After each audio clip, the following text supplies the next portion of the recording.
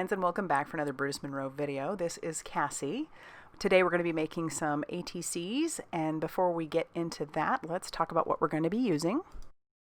I have some ATC laser cuts. I used those a couple weeks ago in a different video. We also have some Black Gesso, and that stamp set there is called Butterfly Sentiments 2.0. I don't actually use it, but it is there. We're going to be using some media paste, and we're also going to be using the Butterfly Heart Stencil. And then we have the amazing simple strips. This is the Crafty stamp set along with the die that we're going to be using as well. And I love that stamp set, such a fun stamp set. So we're going to pull out 3 of them because for whatever reason I just have to make them in odds. So we're going to start with our little ATCs. I'm going to pull out my stencil and some media paste along with a spatula to just kind of put that over the top. My thought process in this part was that I wanted to add a little bit of texture to these ATCs, and so I'm trying to make it fairly smooth, but I want there to be a decent amount of texture. So that's what media paste is great for. It keeps its form, and it's just fun stuff. And then I'm going to do that for the other 2 as well. Scrape off those sides, dig into my media paste, and then just continue the process until I have all 3 of them covered fairly well. And like I said, I don't want it to be super thin, don't want it to be crazy thick, but I don't want it to be super thin. And then when I'm done with that, all 3 of those, I'm going to go clean off my mess. And then we're going to pull out our heat gun because I'm kind of impatient, and you can dry this stuff. Now I have 2 settings on this heat tool. I'm going to use the lowest setting, and when I'm happy with how dry they are, they don't have to be completely dry for the next step, but they do need to be fairly dry. I'm going to pull out my Black Gesso. Now Black Gesso, just like white gesso, is used for prepping your surfaces. So you can prep canvases, you can prep, like in this case, chipboard, or whatever surface you might want to prep to have it be a black surface. And there's a reason I wanted mine to be black. I know it looks right now like I just ruined these pieces, but I promise you I didn't. And if you saw the end result, you'll know that it ends up working out just fine, and at no point have I thought, oh no, I've ruined these. I wanted the butterflies to be covered with the black, but the media paste gives them some texture, and I'll show you that here in a second. So I love having Black Gesso in my little arty arsenal simply because sometimes you just want a black surface. And so once I'm happy with how that is done, and I'm doing this over my glass mat just so that you're aware, I'm going to pull out my heat tool for this as well.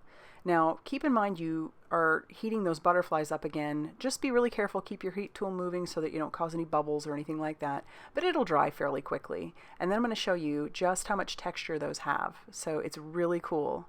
You could even go back over that with that media paste again before you put the Black Gesso on if you want those to be even thicker.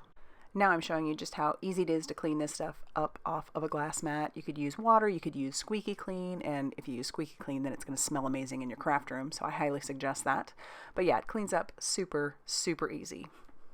Our next step would be to pull out some of the galaxy powders. This first color that I have there is Orbit Orange, and this stuff is just really cool. If you've never used them before, if you've never seen them before, I just think it's a really fun medium. If you like trying new mediums, this is definitely a super fun one because they are basically a very beautiful mica powder, but the difference is these babies are going to stay put once they're applied with that water. They're not going anywhere. Most mica powders, they need like a resin or a spray fixative in order to stay put, but these are going to stay put when they're done. So it takes some of that extra work out of the whole equation for you.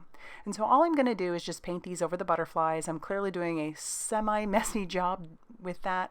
I thought about putting my stencil back over the top of this and kind of painting through that, but this will stick to the stencil as well, and I didn't honestly want to have to try to clean that off.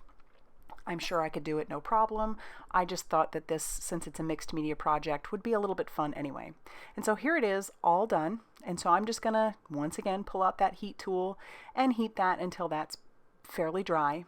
And then I'm gonna pull out another galaxy powder. In this case, I am using the blue one, which is our Blast Off Blue. And all I want to do now is do some splatters. So I'm going to put down my microfiber cloth just so that I don't get it all over any of that. This comes off the glass mat super easy, but it can stay on other surfaces, and because I'm doing splatters, sometimes you don't see that for a while. So yeah, all I'm doing is just splattering that all over that background. I love how that blue is super intense on that black background and over the top of the orange. And because I'm using contrasting colors, it just really, really pops. So there it is.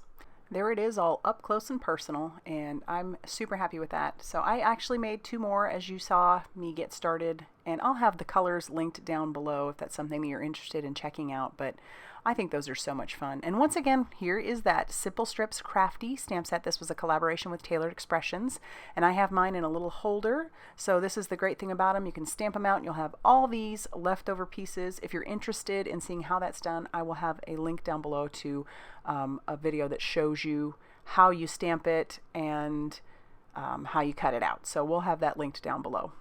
And now what I'm doing is something old school. I have grabbed some sewing twine and I just wrapped it around my fingers, and obviously I don't remember how I did it in the past, but this was something that was like something people did a lot of, where they'd just take string and pop it down on their card fronts or whatever the case may be and leave it kind of in a mess, and then you keep it adhered down by putting foam tape over the top of your sentiment or your piece or whatever it is that you had. And so in this case, I'm going to take some of the black Brutus Monroe foam tape, which is perfect for these projects. You won't see it coming out of the side. And I'm going to cut it down the center so that it is going to go perfectly over those simple strips.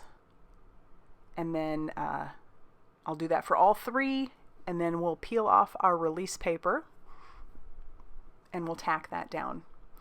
The easiest way I have found sometimes, because my fingers can be fumbly, is to just use like the little craft pick to get that paper started, and I'll peel it off. And then I'll pop that down on top, and that'll keep the string fairly intact and where it's supposed to be. So, all right, let's go ahead and take a look at how these ATCs turned out. I would love to know what you think, either of the Galaxy powder or just the projects themselves. If you liked this video, please hit the like button and subscribe if you haven't already done so. And as always, thank you so much for stopping by, and I will see you very soon in another video. Bye, everybody.